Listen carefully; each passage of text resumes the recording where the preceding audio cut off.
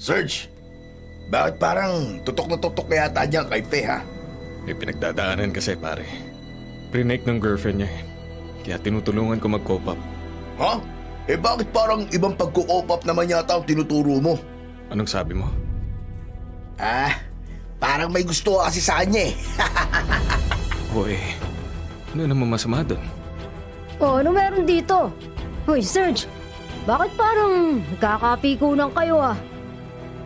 Pare, wala namang masama. Nakakasiwa. Siyempre, lalaki ka at tomboy siya. Sira ulo pala to eh. Halika! Hoy, ano ba? Oh, tigil na nga kayo! Sa ginagawa niyo yan, para kayong hindi mga lalaki. Eh, pikon kasi itong si Serge eh. Binibiro lang naman eh. Sinabak kagad to si Edwin. Ayusin nyo kasi yung biro nyo, pre. Eh baka kasi talaga may gusto kanya sa tomboy na mataba na yan. O